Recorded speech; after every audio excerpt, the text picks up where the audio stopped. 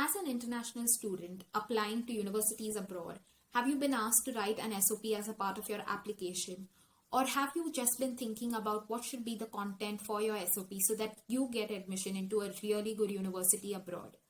Well, if these are questions in your head, do not stress. Hi, my name is Nikita and I've recently graduated from UCL, that is University College London, in London, UK.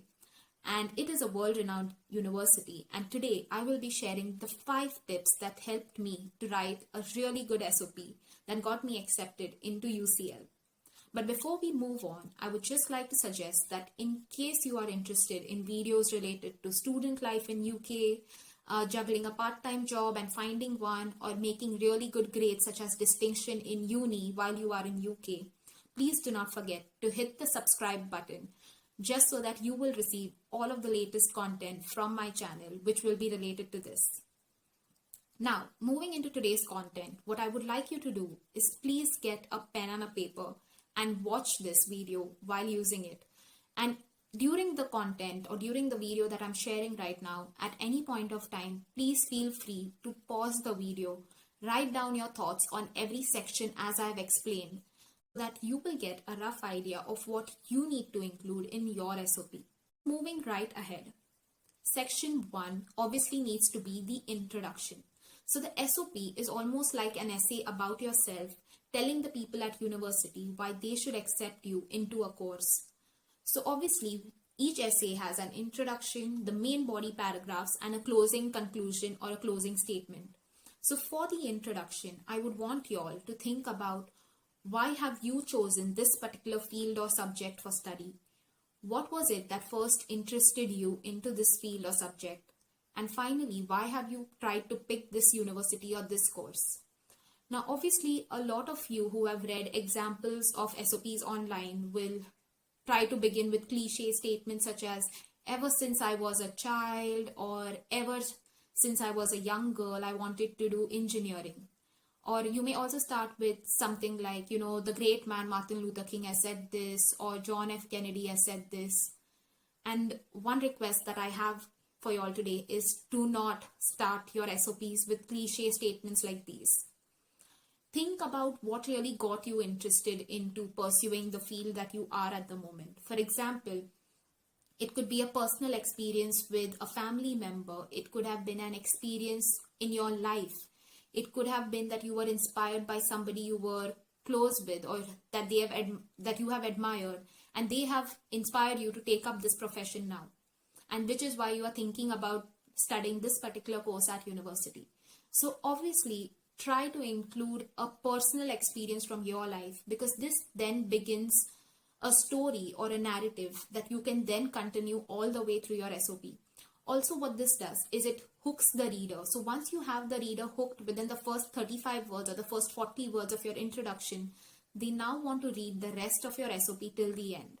So obviously try to build a good introduction by using the 3 prompts that I have given you before. Moving on to section number 2, the academic section. Now in the academic section, I would want you all to write about how your previous education has now led you to apply for this particular course or university. So what you do not want to do, and I repeat, do not want to do, is write that I got 85% in my 10th, I got 90% in my 12th, and that's why now I'm applying for medicine degree. Because they already have this information from your application form. So what I would suggest that you do is write about how your previous experience or previous academic achievement has now led you to apply for this course. For example, I knew that UCL was a very research-oriented university. And so what I did was I used my example saying that, I studied research and statistics in year 2 in undergraduate degree, and I've also completed my thesis, which I wanted to get published. And when I was at work, I also had undertaken a case study or a research project, which I published at so-and-so conference. So what this does, it helps the people from the university understand that yes, this person has these skill sets and knowledge from their academic backgrounds previously, and they are now going to be able to utilize this to study further or to improve further. Now, moving on to section number 3, the personal section. In this region, I want you all to emphasize more about what were the extracurricular activities that you have done. What were any kind of internships or volunteering experience that you've had, or any position of responsibility that you have held. For example, if you were, organizing a small group of people, do not just write, I was a good communicator, I was a good team leader, I was a good problem solver. Just writing this one statement does not help the university understand that you were a good anything. So what I would suggest you do is write about the situation in more detail. For example, you can say that during my internship, I was asked to organize a group activity and I had 20 people working with me. And during this activity, I was able to ask for consensus between the group and establish a way to move forward. And thus, I was able to demonstrate good leadership and communication skills while working within the group. Because now what you have done is you've not said that I am a good team leader. You've now helped the person reading your SOP understand that yes, this person demonstrates good leadership skills because he was able to manage his group well. As you undertake more activities during your academic or work life, it also helps the university understand that you are able to maintain a good balance in your life. You are able to now meet the demands for a university, because obviously studying in a university can be very stressful and very demanding. So when you write these information or put this information in your SOP, the university is now able to understand that yes, so-and-so person is now able to manage their academics but also take part in more activities to build their overall selves.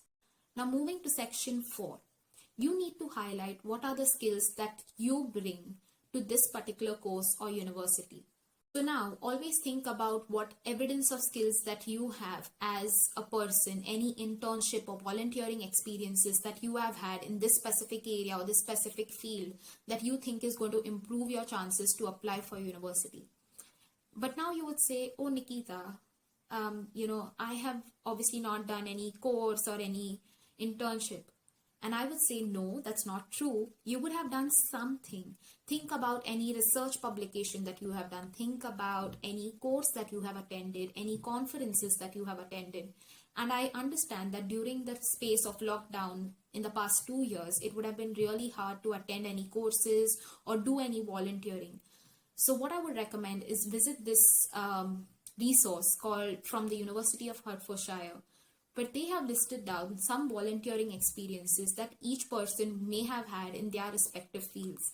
And as you can see, there is something for engineering, there's something for healthcare professionals. So please try and see this. But also if you are a student and you are looking forward to apply in the following year, then please try to do some of these activities, since it will help you to strengthen your SOP a long way.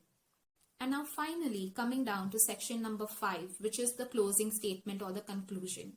So now through your entire SOP, from the introduction to the academic section, the personal section, and highlighting your skills, you have now showed the university that you are supposed to be a good candidate or a good prospective student that the university should take for this particular course. So in the closing statement, try to draw all of these factors in by saying that through my previous experience, these are my career goals for myself for the next 5 years or 10 years. And these parts of the course, or whatever aspect of the course that you have chosen or whatever course you have chosen will help me to reach these career goals because of whatever reasons you think it is. So obviously another way to also conclude would be also asking the university or informing them that, your course is very research oriented and I would like to conduct research in the future. And so I would want to study this course at UCL or study this course wherever, because it will help me to build my basics or build a firm foundation in research, which will help me to further my career. I think one of the final questions would be, how long should my SOP be? So some recommend that you should have your SOP for at least 2,000 to 3,000 words. But I know that I wrote mine only for about 1,000 words and I was still able to get into UCL. So do not limit yourself saying this is the word count that I need to have. But try to include as much content about yourself as you can in the SOP. If this content was of any use to you and if this helped you to write your SOP in any way, please do not forget to hit the like button and like this video.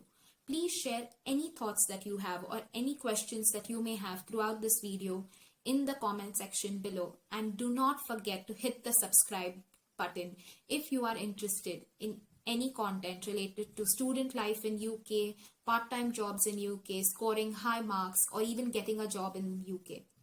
So that's it for today. Thank you so much for watching and take care you all. Bye.